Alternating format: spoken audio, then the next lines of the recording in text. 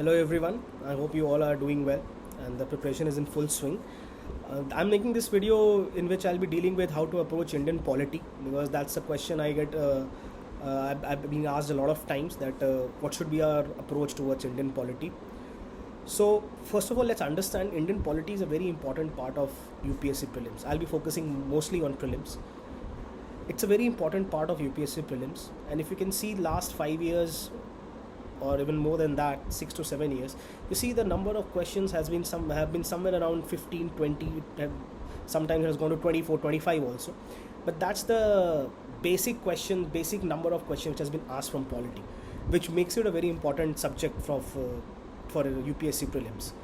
So the first question is which textbook to refer to when we talk about Indian polity. It's pretty simple. I think everybody agrees to that fact that Indian polity should be read from Lakshmikant. That's like everybody's opinion is same on this fact. But I'll also say that when you're reading Lakshmikant, you should have a Bare Act with you. Constitution of India's Bare Act. Bare Act is a textbook which just simply mentions the articles of the Constitution. That is important because Lakshmikant does not elaborate the articles. It does not verbatimly or exactly quote the articles which it is talking about. So you can always refer the article in the Bare Act. And it is important because in the preliminary exams, UPSC has asked the questions like directly asking what are these articles. Like Article 44 says what? Article 51, and there will be 4 options. So you need to know the articles also. I know 434 articles, it's not easy to remember, but there are certain important articles. Right at the onset, I'll say that fundamental rights is extremely important from 12 to 32. Okay, even 33, 34, 35 is important. You need to know the writs, what are the different type of writs. Okay, then directive principle is very important. I think people ignore it. I don't know why, but that's very important. Right from 36 to 51. Direct questions are asked directly from directive principle of state policy. Which article is what, and it's pretty confusing. That's why I think UPSC generally prefers to ask also DPSP. This article is important. Amendment is important. 368. Election of president has been asked, that which article mentions about election of president. Anti-defection. So these are important articles which when you will read Indian polity, when you will read the textbook and see the past paper questions, you will get an idea, you will get a hang of what are the important articles. Okay, what are the articles one should focus on. One idea which I can give you, which personally I used to do, I used to focus on the articles which is mentioned in Indian polity textbook of Lakshmikant. It has not mentioned all the articles. When it's dealing with certain chapters, like say it's dealing with the chapter of parliament, it has not gone on to mention all the articles. It talks about legislative relation, financial relation, administrative relations, but article सब में नहीं दिया हुआ है. Article दिया है money bill किस में है, वो article दिया है. This article talks about money bill. So read that article from the Bare Act. When it talks about fundamental right, it talks about Article 21 says right to life. Read 21 from the Bare Act. Read Article 14 from the Bare Act. Whichever article is mentioned in the textbook, try to maintain a list of those articles and try to read it from the Bare Act. Okay, so you can get the idea that what the article exactly says, because Article 21 does not say right to life. It has a different language altogether. So if you have not read Article 21 from the Bare Act, if the question comes that no one should be deprived of his life and liberty except by due procedure of law, which article says that, you might get confused that which article this is, because right to life word is not there. So these important articles which are there mentioned in the textbook of Lakshmikant, you should always refer it from the Bare Act. And I am not saying it's not ज़्यादा लंबा, बहुत सारे articles नहीं होंगे, बहुत से बहुत होंगे तो 50 से 60 आर्टिकल्स होंगे. इतना आपको याद रखना ज़रूरी है. Okay, to get a basic idea, because questions can be directly from these articles. Okay, so when you take the textbook, you can take any edition. They keep updating editions and they keep making the book thick and making the aspirants scaring them. Don't get scared. You can take the 3rd edition, 4th edition, 5th edition, hardly any difference. Okay, first time when you're reading Lakshmikant, try to read it from cover to cover. When I say cover to cover, it means from the first page to the last page without skipping any chapter. Because let's be honest, when you're reading it for the first time, you're in no position to decide which chapter is important, which chapter is not important. Okay, You are not a veteran who has given an exam for three times, 4 times, 5 times को पूरा idea लग गया है कि क्या आ रहा है क्या नहीं आ रहा है, इसीलिए वो 4 साल 5 साल दे भी रहे हैं. जिसको भी ये दिमाग में आने लगता है ना, whosoever has this started having this notion or this idea that I know what is going to come and I know what is important, what is not important, that's not the right way to approach. Some people might succeed like that. Okay, there's always an exception to the rule, but I'm talking about the approach. That is not the right way to approach. You are in no position to decide which chapter is important, which chapter is not important, because the syllabus does not say. The syllabus say Indian polity. Polity is anything which is a part of the constitution, which is part of the democratic setup of the country.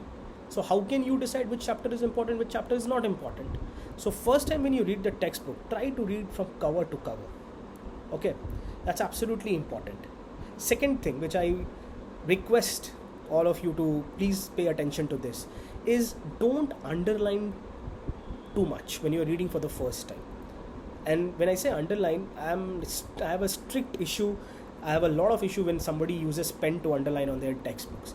See, these are all practical experience which I have faced, which I have like experienced. When you underline from pen and you have to read it again, obviously you have to read it. You will revise the textbook, then you will prepare for mains, you will read it again. It distracts you if you have underlined it too much and by using the pen.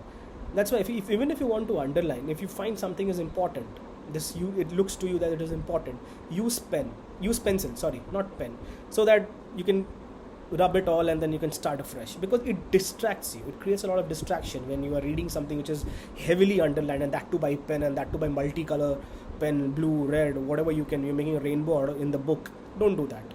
It distracts you unless you are financially capable of buying a new textbook Lakshmikant every time you are going to read it from the beginning. So try not to underline. Okay, too much underlining is not advisable when you're reading it for the first time. Third thing which I want you guys to do is simultaneously make notes while you're reading a particular chapter. Let's take preamble for example. When you're reading preamble, there's certain important parts of preamble which is a gist or a summary of the entire chapter.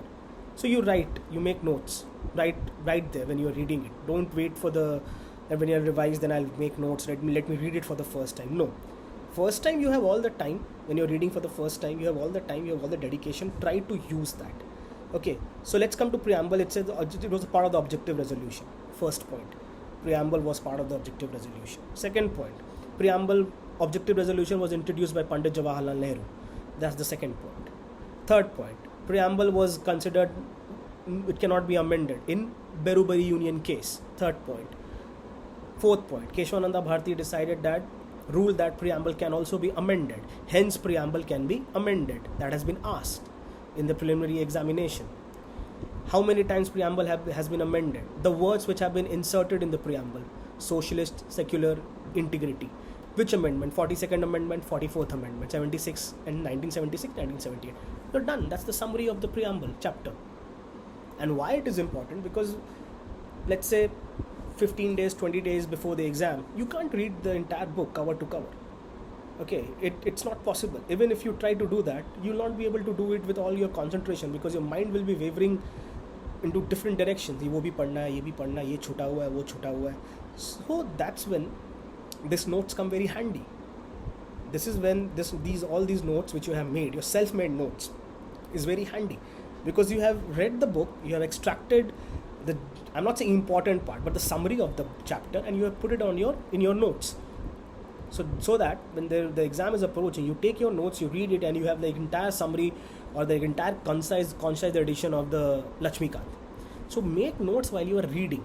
It is very helpful. Might take some time. I'll not say a lot of time. Preamble can be read in 10 minutes, but if you make notes, it might take 15-20 minutes. But those 10 minutes are going to be extremely important when you are revising Indian polity before the preliminary exam. So try to make notes while you are finishing or reading a particular chapter. Okay, and as I said, I'm not a firm believer that which chapter to read, which chapter not to read. You need to read every chapter, cover to cover. Okay. Now, when you're approaching polity, when you have finished the textbook, and you have a rough idea that what Indian polity is, and okay, this provision says this, and this committee was made this, Swaran Singh committee talks about fundamental duties, and fundamental duties was part of this amendment, you have a fair idea. You need to supplement your knowledge of Indian polity by reading current affairs, by reading newspaper. See, you are already reading newspaper on everyday basis if you're preparing for this exam. Okay, that's like a no-brainer. So when you are reading Indian polity and now you are seeing news of polity in the newspaper, it will all make sense to you. You should make notes from that also. You should incorporate those part in your notes also. What you're doing here, you're not only covering the static portion, which is Indian polity, you're also covering the current affairs,